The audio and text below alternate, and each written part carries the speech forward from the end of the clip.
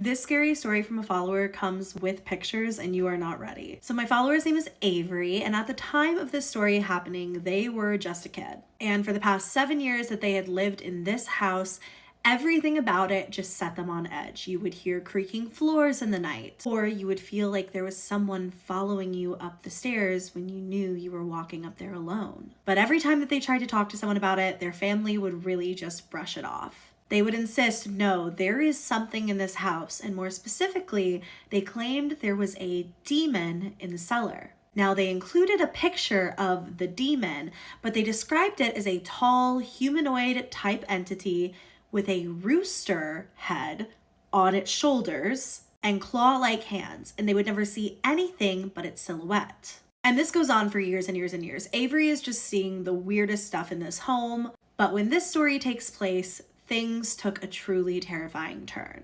On this day, Avery is just sitting in their bedroom, which kind of shares the attic space with their friend, and they're just hanging out. Nothing weird is going on whatsoever. They're just hanging out, they're talking, and basically how they're sitting is Avery is sitting here and their friend is sitting here. And behind their friend is like one of the corners of this room. Suddenly, out of nowhere, their friend just jumps up at the same time that Avery starts staring at this corner. And neither of them say anything. They both just stare at the corner together. They both had the same feeling, the same petrified, like something is in that corner watching us feeling. As they were staring at the corner, a black mass began to form. It was literally like a shadowy mist in the corner that appeared out of nowhere. And they were so scared they couldn't even move. They were just standing there totally frozen, staring at this thing, and it slowly just disappeared. Avery says it felt really familiar despite the fact that it didn't look like this demon she had seen before. She just knew that was what this thing was in the corner, now in the attic, whereas she had always seen it in the cellar. Avery says that despite the entity looking different here, they knew it was the same demon they had seen in the cellar before. It had just taken on a different shape. They knew it. It felt so familiar in that moment. And it was really gratifying because previously when Avery had always told people, like, I swear to you, I see this thing throughout the house, nobody ever believed them. And now their best friend has just seen it too. This experience scared them so much. They never really talked about it after that day. But Avery says that their best friend saw the exact same thing, this black mass of a mist just appearing in the corner. Avery goes on to say that over time, they kind of put up spiritual boundaries and told whatever this thing was to leave them alone. And slowly but surely it did. However, they say that from time to time, they can still feel the presence lurking. They end off the email by saying, if anyone has seen anything like this and knows anything about the symbolism of a rooster's head, let me know. I'm sure Avery will be reading the comments here. Thank you so much to Avery for being a member of my YouTube channel. What do you guys think about this? Stay spooky, friends. I got an email for tonight's true scary story about a girl who said that she went through demonic oppression in the Appalachian Mountains. It is so creepy and unsettling, you guys.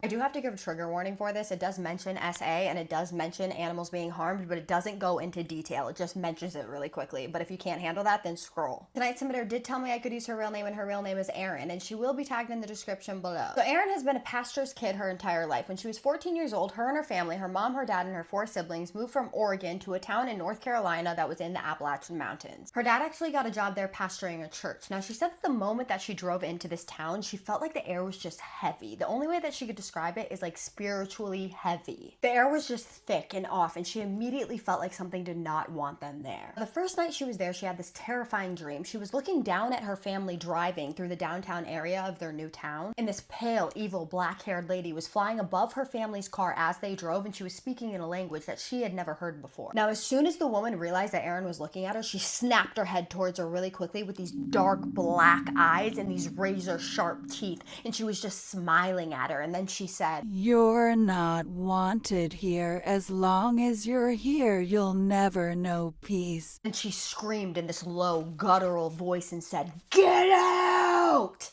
and that's when she woke up. Now, whenever Erin slept, she slept with her radio on and the door open so that the hallway light would come through, but when she woke up, her radio was on the AM station, so it was only playing static, and her door was shut. As she listened for a second, she realized that that woman's voice was coming through the radio. It stopped, and then she realized in that very moment that her family was cursed, and she wouldn't be wrong. Almost immediately after she had this dream, things started to go downhill for her family. For instance, the very next day after her dream, her mom's brakes gave out and she ended up with several injuries. Then a week after her dream, something evil attached itself to her brother. He went from being this 12-year-old quiet, sweet kid to being an absolute monster. He became violent and started unaliving animals, and he also started harming people in his family. He ended up being committed and then transferred to a group home for troubled teens, and he stayed there until he was 18 years old, and no amount of prayer or deliverance from different priests and pastors were able to get rid of this attachment. He also ended up going to prison for attempting to unalive somebody and is still very troubled to this day, and him and Erin are not on speaking terms. Erin then also developed severe depression, which ruined her life for years, which she still deals with to this day, and she was always a very outgoing kid until they moved into this house. She also said that her entire family was going through stuff at this time. There always seemed to be a crisis, and she sporadically had dreams about that woman that she had before, and every single time she had a dream about this woman, something bad would happen to either her or her loved ones. She said that she ended up living in Appalachia for 10 years, and it wasn't all bad. She said that the people there were very kind and welcoming. She did unfortunately experience some very traumatic things, like an attempt on her life and also being SA'd. But when Erin was about 23 years old, things started to look up for her. She got a really good job, and she decided that she wanted to move into this little farmhouse with her friend Casey. This farmhouse was owned by her friend Casey's grandparents, and it was about 15 minutes outside of town. She was excited for this fresh start and to get away from a place that carried a lot of trauma and bad memories for her. The house was built in the 1930s, and it was in a very rural area. They lived on several acres, and their property line ended where the Pigsaw National Forest began. All you could see for miles was the mountains and the forest, and it was very peaceful until it wasn't.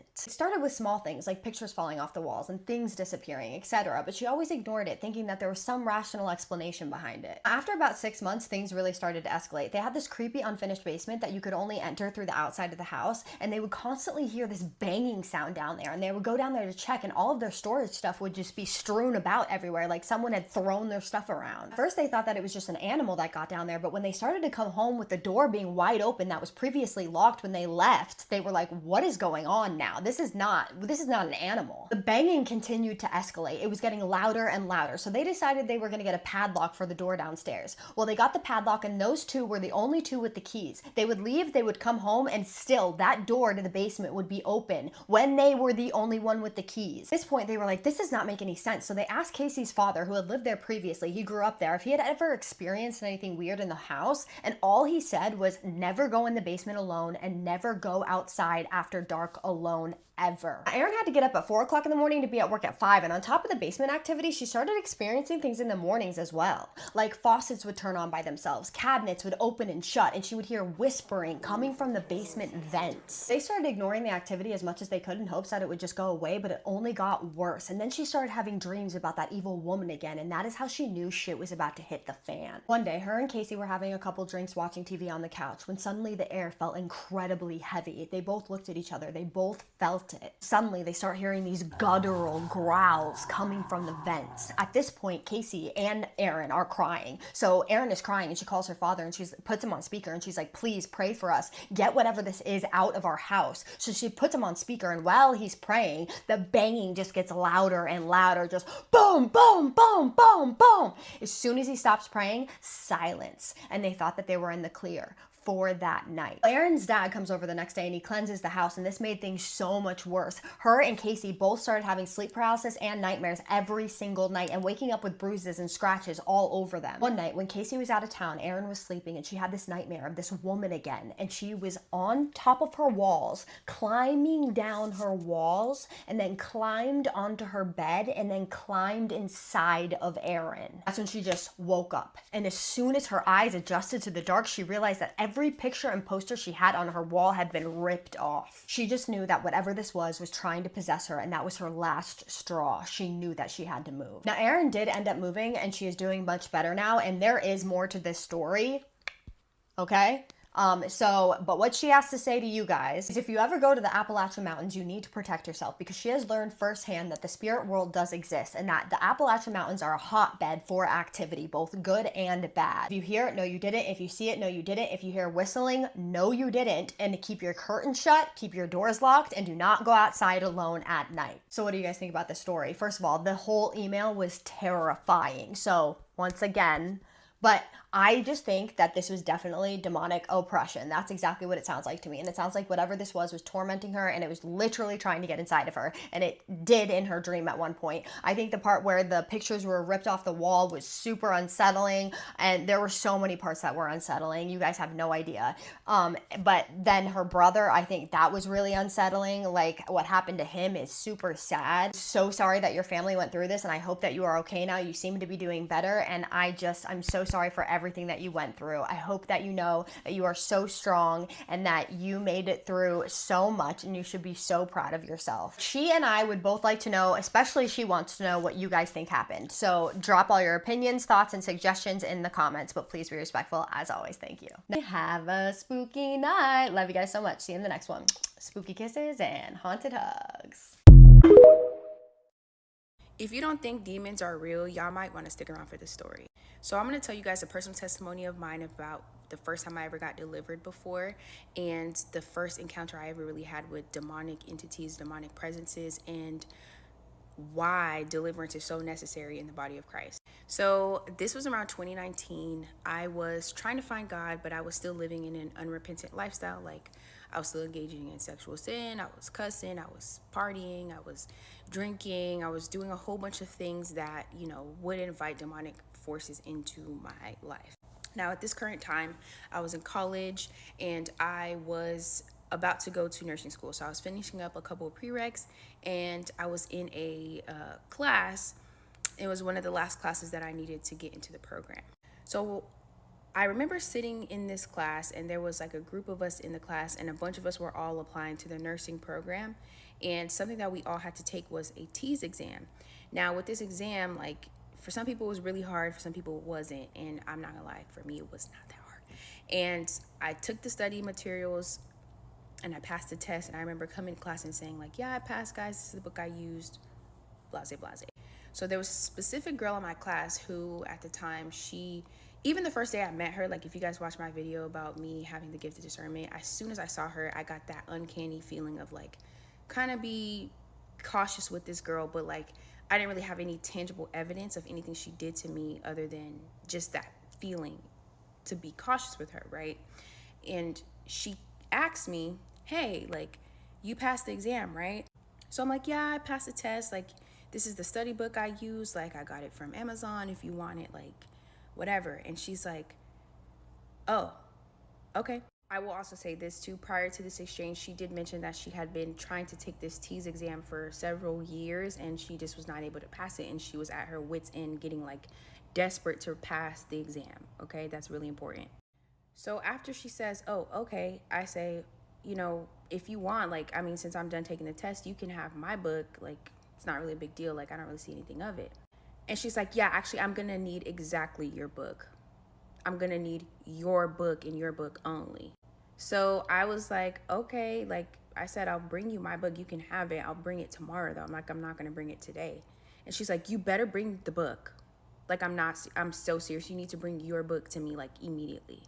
And I'm still kind of like, okay, like, I'll bring the book for you. But I just thought the whole exchange was kind of off-putting. And then after that, I didn't really think anything of it. So I go home that night and I tell my mom, like, oh yeah, mom, like, this girl in my class, like, she was being kind of weird. Like, I told her I was going to give her my book so she can study. And she, like, was kind of, like, weird and, like, insistent that I bring the book to her, and, like, made it a big deal, and, like, thought it was kind of weird, but I'll still probably give her the book anyways. But at the same time, like, I just thought that was super weird. My mom, my sister were all kind of, like, laughing it off. We're like, yeah, that's so weird, like, whatever, but at least you passed your exam type deal, right?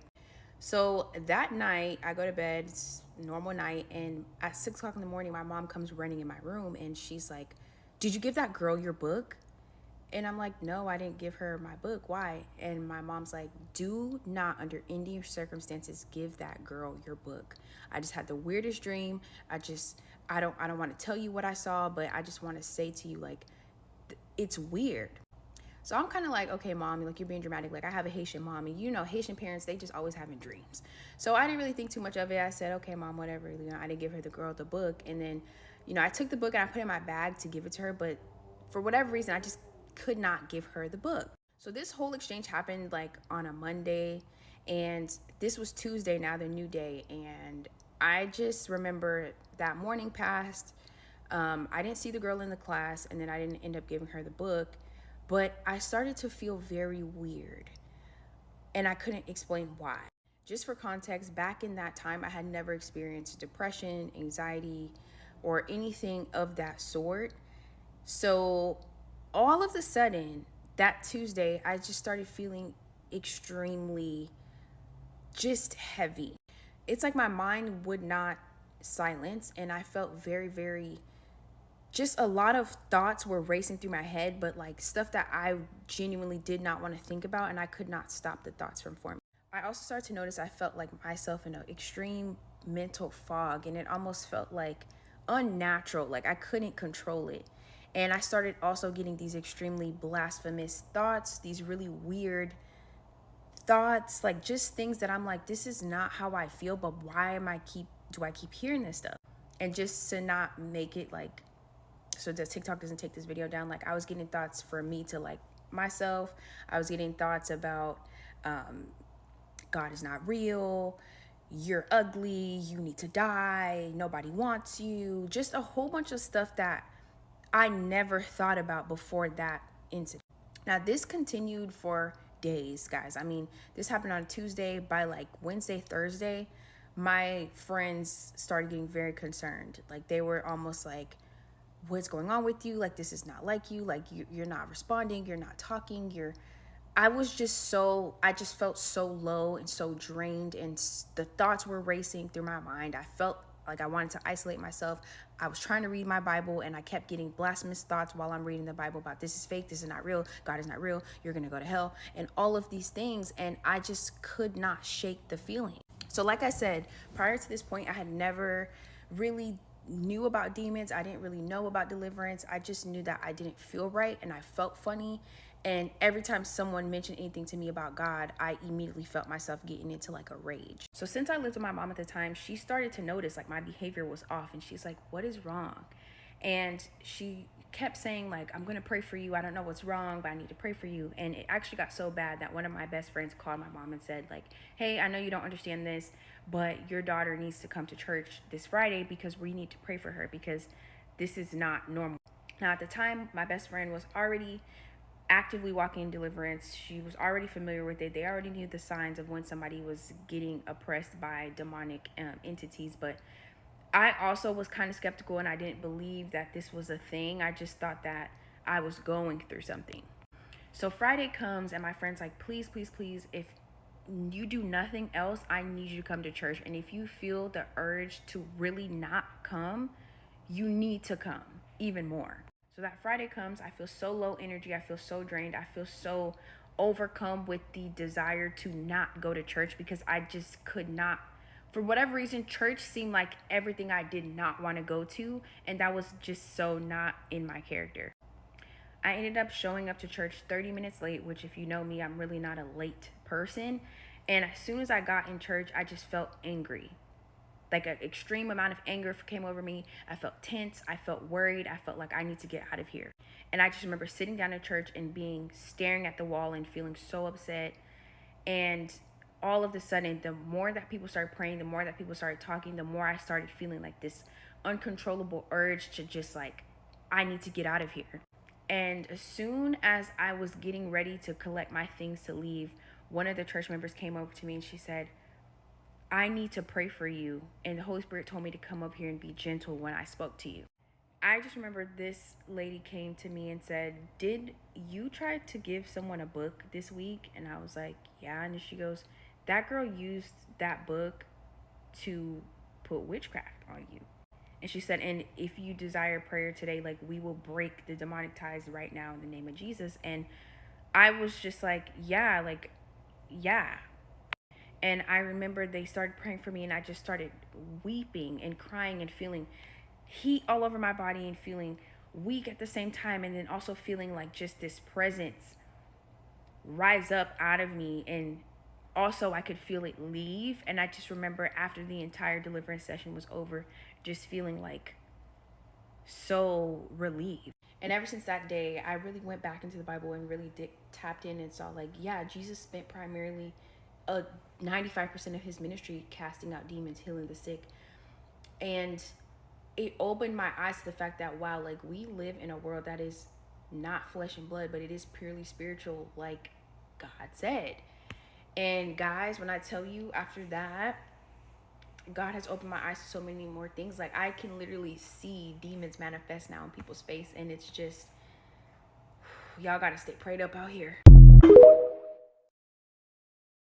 5 years ago, I performed a demon summoning ritual for podcast downloads, and it ruined my life. Get on my level, Austin McBroom. So I used to be the producer of this podcast network. Called AE Radio, this is what it looks like. Go listen to it, it's awesome. One of the shows I wrote and hosted was called Underground Files. And when I tell you we did it all, man, true crime, aliens, cults, all kinds of stuff. We had a couple Florida Man episodes. Now, professionally, I was having the time of my life. I was getting paid to talk about all the stuff I liked while working with my best friends. Personally and psychologically, however, I was dealing with a lot, not even counting watching my marriage disintegrate before my very eyes, and multiple of my friends having very serious mental breakdowns. I was also dealing with a pretty severe, totally untreated or diagnosed case of CPTSD, and was frankly incredibly close to just unsubscribing altogether. Suffice it to say, I was in a pretty unhealthy mental state, so just keep that in mind when you listen to this story. So during a production meeting, we started throwing around the idea of a demonology month. Demonologist history, the history of the Catholic Church appropriating different cultures' deities and turning them into demons, you know, nerd stuff. And then the big finale would be Katie summons a demon. This is stupid, I'm aware. But as I said, my well-being in general wasn't much of a priority, much less my spiritual well-being. So I pressed record, picked a demon I liked, got the stuff he liked, spilled some blood on the ground, and drew a sigil and asked for a couple favors. Which was dumb. Don't do that. Like, I genuinely don't care what religion or faith you have. I didn't think this was going to do anything. And again, it ruined my life. So I asked him if he could help us out with our podcast and make it successful. Spoilers, it did do that for a while. For a time, we were the most popular podcast in the state. What else happened was one of my best friends got arrested, my marriage finally fell apart, and I got in a horrible car wreck the next day, and my best friend's mom died. Now, most of my friends at this point were like, Katie, this can't all be you. You're not that powerful. Coincidences happen. And then they found out that this demon that I summoned was a water demon. And if you lived in Washington State during the winter of 2018, you know exactly what I'm talking about. We got the most snow we had in over half a century. About 5 or 6 of my best friends' pipes froze that winter. And every single job I've ever had got plumbing issues immediately after hiring me when they didn't have any plumbing issues beforehand. At that point, my most skeptical friends were going, fix it, now.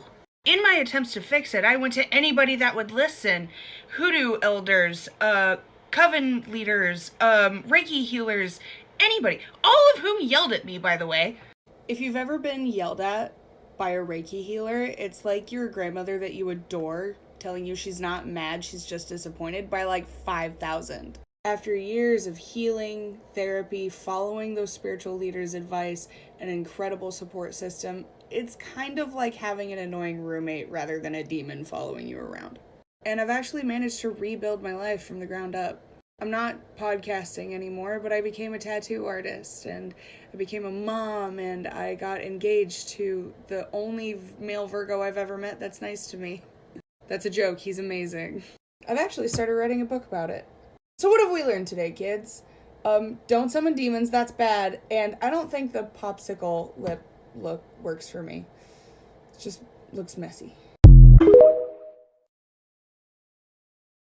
All right, this story is from Connecticut.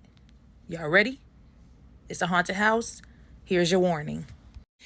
So this woman actually said that her haunting first started when she was about 18 years old. She said when she was in high school, she had a group of friends that they would, practice witchcraft. They had all the books. They would go buy, certain chants, the whole shebang. Okay, so she said that when she and her friends hit 18 years old, they went on a road trip to Salem, Massachusetts. So she did mention that when her and her friends got there, they decided to, get all settled in. And when they left to go start their attractions and whatever, they bumped into another lady group and they decided that they were going to all just do stuff together, right? Okay, cool. So she did mention that one of the other girls in the other group seemed to be into more things like other than witchcraft. She really wanted to, be in the haunted houses. She was talking about demonic stuff the entire time. And so she said she really wasn't messing with it, and she really wanted her and her friends to break away from the other friend group. So she said because her other friends was like, no, let's not be rude. It's okay. Let's just do something that they want to do, and then we can do what we want to do. Okay. So the friend said that, once they gave her the freedom of choosing whatever she wanted to do, the first thing she wanted to do was draw in chalk a pentagram, and she said, and have everybody sit in a circle. Now, mind you, they call themselves white witches. So she said that she ain't into all of that other demonic stuff. She said she's more into love and light and things like that, right? So she said as soon as they sat in the circle, the girl started talking about how she wanted to call upon the devil. Now, mind you, this would have been a good time for y'all to walk away from that friend group. Oh, Lord Jesus. So she said instead of walking away, they all stayed there. Her and her friend group all stayed there with the other friend group. And they just stayed throughout the entire thing. She said that she could hear really loud stomping when the girl, quote unquote, was calling upon the devil. And you sat there. You sat there. So she said once she started hearing the loud stomping, she told the girl, okay, this needs to stop. Like, can you stop this right now? Is there a way, to get all this to stop? I don't want to hear nothing. I don't want you chanting no more. Her and her friends, stood up and went on about their way. Okay. So they saw the girls one more time before they left. And the girl who was really into the demonic stuff, apologized and was like, I'm sorry, I didn't mean to scare you guys. It's just something that I'm really into. I've been into this since I was younger. So the girls accepted her apology and whatever. And, they went on back home, took their road trip back home. So fast forward, she's back at home now. And she said that when she did get home, she just always felt like somebody was watching her. So fast forward, she's now 20 years old. She said that nothing crazy had happened. She still always felt like somebody was watching her, but she never took action and whatever because nothing crazy happened yet. So she said she ended up getting this boyfriend and he would stay the night. And whenever he would stay the night, she said that she would feel so sick. It was almost overwhelming. So at first she was getting nervous and she thought maybe she was pregnant. And so, of course, she gets a test. Nothing. She goes to the doctor, nothing. So she pretty much just chalked it up to maybe it was a little bug and it's now gone. But she continued to have this relationship with this young man that she was with. And she did notice that whenever he came over, he was more accident prone. And when she says accident prone, she means like he's falling down the stairs, falling.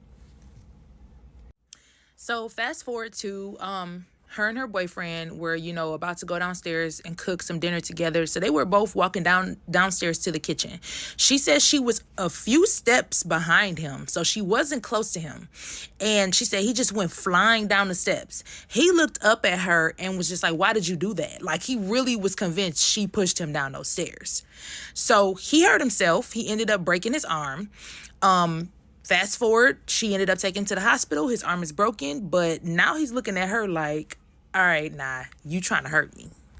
Okay, so fast forward again, she, picks him up from the hospital and she actually brings him back to her place. Now, mind you, he has his own place, but he wants to come back to her place. He really liked you, girl. You want to see me no more if I thought you pushed me down them stairs, I swear.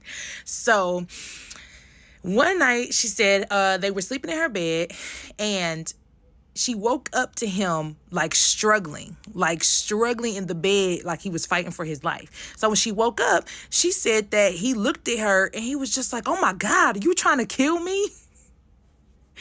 And she said, she asked him, like, what are you talking about? He said, you punched me in my face. Like, I felt a big punch in my face. So now the girl is terrified because she don't know what to do.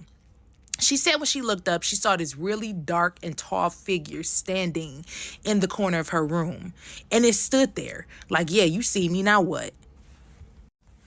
So now the boyfriend, he pretty much don't want to be bothered with her no more, and he leaves. And she tells him, you know, I'm so sorry. I really don't know what you're talking about. He ghosts her. He never talks to her again. And she ended up like started dating this other guy. And when she started dating this other guy, she said he must have felt something or saw something, because when he came over, everything was fine when they were texting, when they were on the phone. But when he came over and they were having dinner in her kitchen, she said that he went to his car and he never came back. So she says now she feels like that dark thing that's in her house is really running off everybody that she cares about, and she can't get rid of it. Now, I'm going to tell you something that I would not have done. I would have never stepped foot anywhere like Salem that has an overwhelming amount of probably lost souls there. So much has happened there. So much has happened. I wouldn't want to visit. I'm going to just be for real. My father was killed by a demon on a ghost hunting case, and also another person on his team was also killed, possibly by the same demon. That is the submission title of the story that I am about to relay to you, and it is absolutely the most insane thing I've ever heard. Before we get started, I just want to remind you, subscribe to my YT channel. The link is in my bio, and the reason why you guys should do this tonight is because you remember the video I posted 2 days ago, and that girl sent me a picture of that ghost woman crawling on the ground, and everybody in the comments wanted to see the full video because she only sent me a screenshot. Well, she sent me the full video, so that's going up on my YT tonight. Okay, let's get started. This one is insane. Now, today's submitter's name is Courtney, and her father's name is John, and she said that I could tag her, so she will be tagged in the description. So if you have any comments for her, questions, drop them in the comments. So John, her father, had grown up in a haunted house. He said that during this time that he was living in this haunted house when he was younger, he would hear crashes and banging in the basement, and then he would go down there the next day and nothing would be touched. And his cat would just hiss at random spots in the house for absolutely no reason. Now, he got really sick of this, and he eventually ended up going next door and asking the people next door if anything had happened previously in the house that would have made it haunted. And they said that in fact, yes, there was an incident. A handyman had been unalived in that house somehow. I'm not sure how it happened, but it did happen. Courtney says that this is how her father started to believe in ghosts, and this is where his interest in ghosts came from and where the ghost hunting started. Now fast forward to 2008, and he's now handed down a ghost hunting team. So he's working with a mentor at this point, and they're working on cases together, and he's teaching him how to like work around the ghost hunting stuff. He's teaching him all the things that he needs to know. So he mentored him for about 2 years. And around 2010, they picked up a case that would be the most sinister case that they had ever seen. It would ultimately be the case that would take the lives of 2 people. So the case would start out as his family moved into this home, and they started experiencing incredibly sinister things. They were hearing growling at night. The kids were waking up with claw marks all over them. They would also see an apparition of their own grandmother who had passed away, except for she would look like a demon. She would have horns, red eyes, and a black tail. They then went down to the basement, and they saw a huge rug on the floor, and they just thought that it was from the previous owners, that maybe they had left it there, but you guys know where this is going, because they lifted up the rug, and what do they see? A huge pentagram on the floor. Now, as soon as her father saw this, he thought about not taking the case, because he knew how bad this was, and he knew how dangerous it was, but he did learn to protect himself before and after cases, so he figured that he would be okay, and he wanted to help this family, so he moved forward with it. Now, fast forward to a couple weeks later, and her father is on the phone with his mentor, and his mentor is trying to help him navigate through this case. He's telling him what he needs to do, when all of a sudden he hears something at the end of the phone say, "You're going to die." This obviously completely freaked her dad out, and her dad was like, "What did you just say?" And the mentor was like, What do you mean?" And he was like, "Why did you just say that?" And he's like, I didn't say that. I was talking about the case. Why would I say that to you? At this point, he really wanted to drop the case, but he ultimately decided not to because he really wanted to help this family. This case would start leading everybody down a very dark path. They started experiencing things like shadow figures that were 8 feet tall. They would see other apparitions. They would hear footsteps in the attic. Things were being moved in places that they couldn't find, and then they would just appear. And team members were coming home with scratch marks and claw marks on their bodies, and this is not good, you guys. guys. Her father had always preached that you need to protect yourself before you go into a home and after you leave the home so that nothing attaches itself to you. But the craziest thing is one of his team members, who also knew that he had to do this, stopped doing this. And his whole personality changed after he saw one apparition. Apparently, his team member had seen an apparition that freaked him out so much that it took a turn for the worse on his mental state. Her father thought that this person was becoming possessed because he just became a darker person. On top of not being careful before he went in and out of homes, he also turned to substance abuse. He also got divorced from his wife. His wife divorced him because of the substance abuse. He started staying up all hours of the night and sleeping during the day. He was seeing things at night, he said, like literally just going crazy. Now, this all came to a head for him on the ghost hunting team when they found him playing with a Ouija board downstairs in this house, which is insane. Then 2 weeks later, this person passed away in a car accident, and they definitely believe that it had something to do with this demon or whatever had attached to itself to her father. Now, the way that her father passes away is way crazier than just a car accident. He was definitely unalived by a demon. About 2 weeks after that phone call that he had gotten where that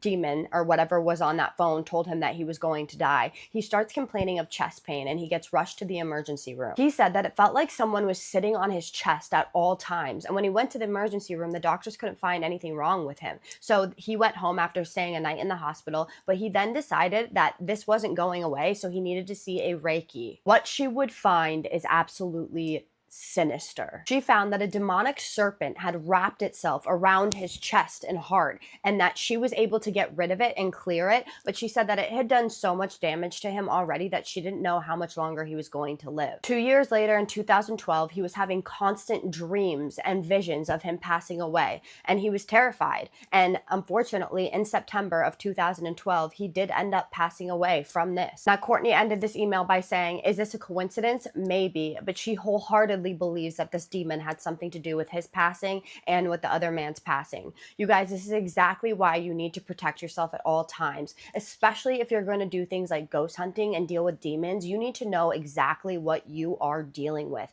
Call a demonologist, call a professional. But Courtney really wants to know what you guys think, and please be sensitive in the comments as she has lost her father, and that is incredibly tragic. So I personally do believe that this demon had something to do with his passing from reading the story, and with the other guy, the substance abuse issues and everything like falling apart for him, you have to be so careful, because even with me telling these scary stories, it can put me in a really negative headspace sometimes. I have to listen to a lot of stuff about God. I have to listen to motivational like videos every single day, because it really takes a toll on your mental state. So you really truly need to be so careful. I'm so sorry about your loss, Courtney. I hope that you have healed from it. But you guys, please be careful out there. I love you so much. I will see you in the next one. So this next story was sent in by somebody who would like to remain anonymous. So shout out to Anonymous for sending in your story. And this is their experience. I used to live in a one-bedroom apartment in Cicero with my mom, sister, and myself. My sister had moved out and my mom had met her boyfriend right across the hall, whom is now her husband. She would sleep at his apartment and it was right across from us, only 3 feet away. So it kind of felt like I had my own apartment at 13. I was obsessed with scary movies, and the one night I decided to watch a scary movie, it was The Exorcism of Emily Rose. Not gonna lie to y'all, I watched this movie growing up and it fucked me up for months. Like, peeking out of the curtain while showering type shit. I was so obsessed with it that I would recite the demons' names. What I thought was harmless would transform into me almost getting possessed. My mom had gotten in a fight with her boyfriend, so she slept back in the apartment for a week with me. And one day, out of curiosity, I asked her if God was real. She was so upset by my question that she just yelled at me and grounded me. A day later, my mom had yelled at me as soon as I woke up to get ready for school. I was so confused because I didn't know or remember what she was talking about.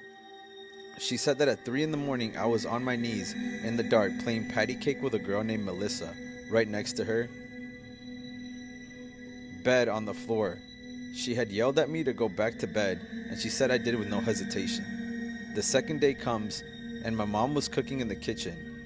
She said I was wide awake, telling her that the man was here and told me to tell you that he would be back.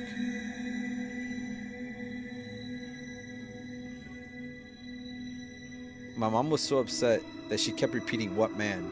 And my only response was the same thing. My mom looked at me and noticed I had a blank stare and did not blink. She asked me if I was sleeping, and she said I did respond and said yes. She walked me back to bed and laid me down, and I fell asleep right away. The third day, I had woken up to get ready for school, and I noticed a rosary around my neck. I had asked my mother, when did she put this on me? She said, I put it on you because you were scaring me, and I said, how? She said when we were sleeping, I was laying next to her with my eyes wide open, not blinking or talking. My mom then began to say that she would speak to me and not a word would come out of my mouth, that I just kept looking at her. Oh, fuck no. She said she put the rosary over me and started praying, and as soon as she was done with the prayer, I closed my eyes. My mom does not like talking about it because it still scares her, and now I am 27 and only heard her talking about it 3 times my whole life. I mean, I don't blame her. It's fucking terrifying. Personally, I probably would have decked you right in the chin. Sorry. So let me tell y'all about the time I got attacked by a demon and why I don't celebrate Halloween, okay? So I'm not talking about no fake demon. I'm not talking about like, oh, you know, like on TV. I'm talking about like a physical, real demon, not somebody dressed as a demon in my house earlier this year, okay? So once you've seen the spirit realm, there's no going back. There's no going back. I'm sorry. There's no going back. So I've always celebrated Halloween in my family. Like, we love Halloween. Like, we really did, right? Not understanding what Halloween really meant, right? I'm thinking like it's just a day. Like, we ain't celebrating Lucifer, we just eating candy, oh baby. Christians, if you're a Christian and you say you believe in Jesus and you believe in God and you don't want spiritual warfare, you don't want to come into agreement with things, don't be celebrating Halloween. Like, I'm gonna just keep it like that. So let me a little background, right? At this time I was like doing Bible study, right? So I was really in my word, I was praying often, but I was sleeping on my couch. Hear me out, okay? I was sleeping on my couch, and I was never really sleeping in my room. And I was just like saying like, oh, maybe my bed's just uncomfortable. But when I first got into my house, I was always sleeping in my room. After like a week, I started sleeping on my couch and then just never went back. So I didn't think nothing of it. I was just, I guess I prefer the couch over, you know, whatever. So I would do my Bible study. I would do everything on that couch. Look how pigmented that orange is. But yeah, I would do Bible study and everything on the couch. So I get a gig, right, at a job. Like a job, for the people that do know, I do bodybuilding makeup as well. So I was gonna go for a show, and one of my friends, let's just call her Kimberly. I don't know. My friend Kimberly, right? She was working this thing, and we've worked different shows before, but she always going through stuff, right? She always going through stuff, and I know where it is to be in a season of like always going through something. So when we first met, I was drinking, I was smoking, I was fornicating, I was doing everything still, you feel me? So at this point, I'm no longer doing that, but she hasn't seen me in a minute. So and it's so crazy because her way going up there, she had to like stop. She kept getting stopped, kept getting stopped. She didn't get to the hotel like 12 o'clock at night. And mind you, we got to be up at like 4 o'clock in the morning to start, what's it called again? To start faces. So that was like, we were supposed to sit down, eat dinner, catch up and all that stuff. When I tell you the enemy did everything they possibly could to keep this girl away from me, from talking to her about the gospel, y'all, bruh, okay, like the stuff that was happening was just absolutely insane. So anywho, fast forward, that morning of after we finished doing all the makeup, we finished around like 10 o'clock in the morning. We go to eat breakfast before we get back on the road to go home. So we eating breakfast and we just talking, and she was just talking about like her mans or whatever and things like her ex and what they was going through and stuff like that, right? So she's a very spiritual person. So we as believers, we believe that it's okay to like deal with tarot and deal with spirituality and crystals and chakras and stuff like that and still believe in God. That is really, I don't know how to say it, but that's poly, right? That you don't have one religion. Now you're worshiping multiple religions, right? And God is a jealous God. So you're not able to do like, not saying that it's not real, but you gotta understand the enemy whispers in people's ears and psychics' ears and all these other people's ears, telling them because they've been studying you for such a long time. So you sound, it sounds so accurate. It sounds so accurate. Does sound accurate because the enemy ain't I'll tell you the truth just to keep you locked in. You know what I'm saying? But it does not mean it's from God. And we be opening portals and we be opening doors because it's like, yes, you have good intentions, but it doesn't matter what intentions you have. Once you open that door, you have no idea who's coming through that door. You understand what I'm saying? So anywho, fast forward. At the end, we like giving each other like, you know, like we crying. She was like, oh my God, I've seen like your life, like in how you've changed so much, and it's such a like inspiration. She threw out her weed. You know what I'm saying? Like we having like a deep conversation, and she's like, you are so right. And I was just calling things out, right?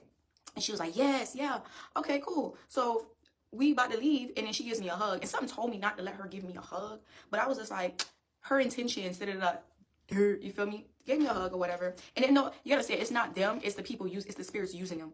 So it's like, this because you don't like that person, it's not necessarily you don't like that person, you don't like the spirits that's using them attached to them, all right? So that's why you gotta be careful who pray for you, who hug you, who touch you, all this other stuff, because you do not want to give the enemy legal ground. They look for loopholes, right? So because I'm protected, he's trying to like do whatever he can to like attach himself onto me, right? So I'm driving home, talking to my mama the whole time, telling her everything that happened, how the show went, woo, woo, woo.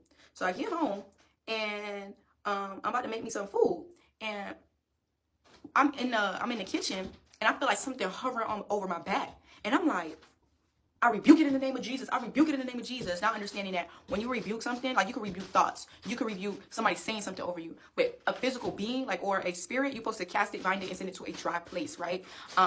Yeah, so after you rebuke it, you cast it, you bind it, you send it off, right? Not knowing that, right? So I'm like, I rebuke you in the name of Jesus, right? So my mom was like, what's going on? I said, I feel something hovering. So she was like, yeah, I rebuke you, I rebuke you, I rebuke you. So, you know, we go into the day like regular. So the whole time, God had kept telling me, like, fast.